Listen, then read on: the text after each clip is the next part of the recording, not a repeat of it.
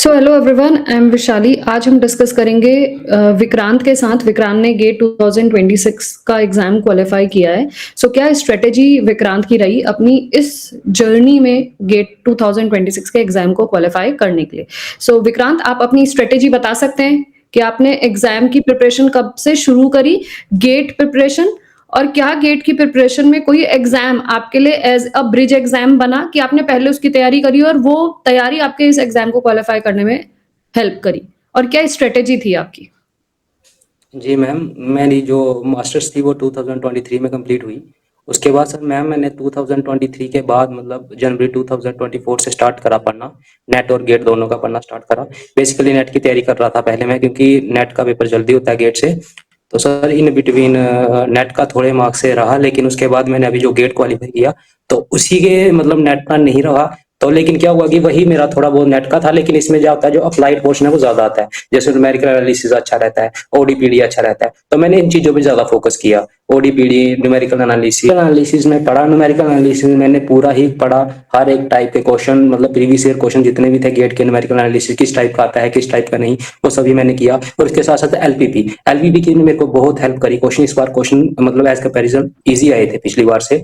उसने भी एलपीपी मेरे बहुत हेल्प करी। और ज्यादातर ओडीपीडी ओडी और पीडी के क्वेश्चन और साथ में न्यूमेरिकल, मतलब ये एक बहुत ही ज्यादा इफेक्टिव रहा इस बार की। ओडीपीडी और एलपीपी और न्यूमेरिकल आंसर्स, कैलकुलस करी थी? कैलकुलस का मैंने मैम सिर्फ ज्यादा की थी, पूरी की थी, लेकिन थोड़ा कुछ छोड़ा था, ज्यादा पूरी नहीं की थी, आधी की थी। कैलकुलस तुमने सेलेक्टिव करी थी, तो ये वो पोर्शंस हैं अप्लाइड के जिनको तुमने टारगेट किया था। ठीक है, अब तुम इसी के जी साथ जी जी जी। सकते हो कि प्योर के कौन से पोर्शंस थे जो तुमने टारगेट किए थे? मैम प्योर के ज्यादातर जैसे पार्शियल डिफरेंशियल इक्वेशन के क्वेश्चंस थे मैक्सिमम, वो मैंने पूरा ही पढ़ रखा था। ठीक है, और मैम प्योर के क्वेश्चन भी थे वो जो इजी सॉल्व हो गए थे। और जो ओडीपीडी के क्वेश्चन है मैम, ओडी के क्वेश्चन मैम जो है मतलब सिलेक्टिव रहते हैं, जो हर बार रिपीट होते हैं। जैसे कुछ क्वेश्चन है, जैसे राउंड स्किन के क्वेश्चन हैं, वो हो जाते हैं क्वेश्चन। और इस बार भी वही रहा, थोड़े बहुत क्वेश्चन उसके ओडी के इजी आए थे और हो गए थे, मजे से हो गए थे। और पीडी के भी क्वेश्चन थोड़े बहुत हो गए थे। नेक्स्ट क्वेश्चन ये बताइए, ये तो हमें समझ में आ गया कि आपने एग्जाम में किन किन सब्जेक्ट्स को किस तरीके से यूज करा। अब मुझे ये बताओ कि इसमें तुमने पीवाईक्यूज को अहमियत दी या टेस्ट को अहमियत दी, या पीवाईक्यूज को कितनी इंपॉर्टेंस देनी चाहिए? मैम पीवाईक्यू तो बहुत ही ज्यादा रहते हैं, क्योंकि मैम बिना पीवाईक्यू के बंदा मतलब पीवाईक्यू लगाने से ये हो जाता है कि मैम पता लग जाता है कि क्वेश्चन किस टाइप के होंगे, क्या क्या न्यू कंसेप्ट उसमें यूज होंगे, या हमें क्या चीज करनी है क्या यह चीज नहीं। ये पीवाईक्यू का बहुत बड़ा रोल रहता है। और मैंने भी मैम जितने भी 2010 के बाद जितने भी गेट के पीवाईक्यूज मैक्सिमम सभी ही सॉल्व किए थे। तो 2010 ऑनवर्ड्स इसने सारे पीवाईक्यूज लगाए थे। अब आप लोग भी सुन लीजिए कि कितने पीवाईक्यूज को आपको इंपॉर्टेंस देनी चाहिए। टेस्ट सीरीज के बारे में क्या बताना चाहेंगे? मैम टेस्ट सीरीज का ये रहता है कि जैसे मैम टेस्ट सीरीज ज्वाइन की थी, उससे में ये क्या होता है कि मतलब जो भी अपने अभी तक का पढ़ा है वो सारा अप्लाई हो जाता है। और आप एक फील करते हो एज ए, जैसे आप एग्जाम में बैठे हो, मतलब टाइम डिस्ट्रीब्यूशन का पता लग जाता है, कितना टाइम किस पोर्शन को कितना देना है, या आप कैसे अटेम्प्ट करोगे गेट के एग्जाम को, कितना टाइम देना है आपने करने में, किस तरीके से करना है। जैसे मेरी स्ट्रेटेजी ये रही थी कि मैंने अपने जो गेट का एग्जाम था उसको 3 शिफ्ट में करा था। पहले शिफ्ट में मैंने ये किया था कि जितने भी प्योर के क्वेश्चन थे, मतलब जिसको ज्यादा पेन उठाने की जरूरत ना पड़े, जो ऐसे ही हो जाए, उसको किया। उसके बाद मैं फिर से आया, जो अप्लाइड के इजी क्वेश्चन रहते थे वो किए। देन उसके बाद मैं लगा देता था मार्क। उसके बाद मैं तीसरे क्वेश्चन में सारा ही किया जो रहे थे क्वेश्चन। तो आपने जो एग्जाम के पेपर को इस बार सॉल्व किया वो 3 शिफ्ट में या 3 राउंड में सॉल्व किया? पहले विदाउट पेन सॉल्व किया, विद नेक्स्ट वाले में थोड़े इजी वाले करे, लेकिन लास्ट में जितने क्वेश्चंस आपसे बन पड़ रहे थे वो सारे के सारे आपने सॉल्व करे। जी जी जी जी।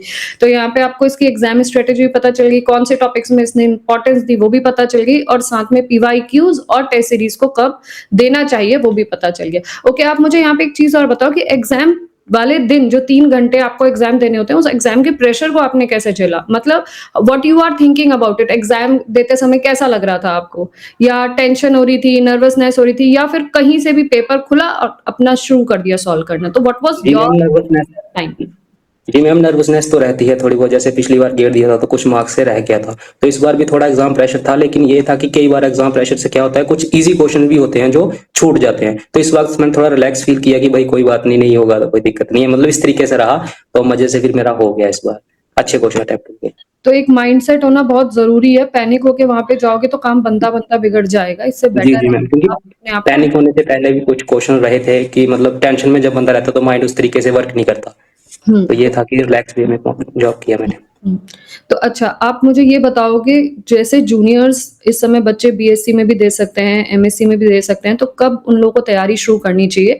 जैसे आपने स्टार्टिंग में मुझे कहा कि आपका एमएससी के बाद आपने प्रिपरेशन जर्नी स्टार्ट करी। तो जो बच्चे बीएससी में और एमएससी में हैं, तो उनको आप क्या कहना चाहोगे? कब प्रिपरेशन शुरू करनी चाहिए? मैम जो प्रेपरेशन है मेरा यही रहा कि मेरे को गाइडेंस नहीं थी इतनी कि क्या इस एग्जाम के बेनिफिट्स है, मेरे को इतना पता नहीं था। लेकिन सबसे ज़्यादा ये है कि जब बंदा मास्टर्स या बीटेक करे उसके साथ ही प्रेपरेशन स्टार्ट कर दे, इससे मैम डबल फायदा होता है। एक तो वो जो आप पढ़ रहे हो वो आपके एकेडमिक्स में भी अच्छा लगता है, आपको मार्क्स अच्छा। दूसरा है कि गेट की प्रेपरेशन हो जाती है, जो चीज़ आप 1-2 साल के बाद करोगे वो पहले ही हो जाती है। जैसे मेरा जो गेट है वो 2 साल बाद दौरान करता, तो मैम शायद मेरा 1 साल पहले ही गेट क्वालिफाई हो जाता। तो जो इसकी तैयारी है वो अपने जो एकेडमिक्स है उसके साथ साथ ही। ऐसे जब स्टूडेंट्स को क्या देना चाहेंगे जिन लोगों का एक तो एग्जाम क्वालिफाई नहीं हुआ, जो लोग सोच रहे हैं कि शायद हम री अटेम्प्ट दें, एक तो वो बच्चे हैं, और एक वो बच्चे हैं जो इस समय तैयारी करने की सोच रहे हैं कि अब 27 वाला टारगेट कर लेते हैं। तो 2 कैटेगरी के बच्चे हैं, जिनका नहीं हुआ वो, और जो पहली बार दे रहे हैं वो। मैम जिनका तो नहीं हुआ मैम, वो क्या होता है कि जैसे मेरा भी पहली बार नहीं हुआ, तो मैं वहां से मैंने कुछ ना कुछ गेन ही किया, कुछ ना कुछ सीखा ही है कि मेरी कहाँ मिस्टेक्स रही, कहाँ मैं अच्छा नहीं कर पा रहा। तो मैंने जहां मैं अच्छा नहीं कर रहा मैंने उस चीजों पे वर्क किया, और एज ए रिजल्ट मैंने इस बार क्वालिफाई कर लिया। चीजें हो जाती हैं, कुछ चीजें टाइम्स लेती है, लेकिन वो है कि टाइम के अकॉर्डिंग हो जाता है। आप जो जिनका नहीं हुआ वो अपना वर्क करे कि आप कहाँ पे मिस्टेक कर रहे हो, कहाँ पे आपका रह रहा है, उस चीज पे ज्यादा फोकस करे और हो जाएगा।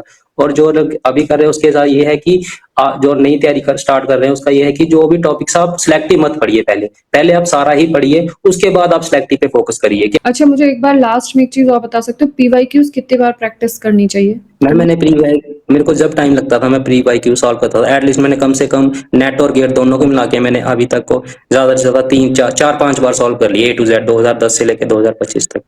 ओके, तो मतलब ये है कि तुमने काफी बार रिपीटेड पीवाईक्यूज को सॉल्व किया, जो तुम्हारे स्ट्रेंथ इस समय एग्जाम में दिखाई दी। जी जी जी जी। और मैम जितनी भी टेस्ट सीरीज थी जहां से भी मिलती थी मैं टेस्ट सीरीज ज्वाइन कर ही लेता था, मतलब कुछ ना कुछ। तो टेस्ट सीरीज ज्वाइन करके भी आपने सीखा है। ओके, सही है, जी फिनिश करते हैं, है ना? So thank you Vikrant for giving this wonderful information to the student as well. So जो भी स्टूडेंट गेट 2027 की प्रिपरेशन को टारगेट कर रहे हैं, विक्रांत की स्ट्रेटेजी से और उसकी जर्नी से सीख सकते हैं। आई होप आप सभी को इससे काफी गाइडेंस मिलेगी। सो thank you for joining this session.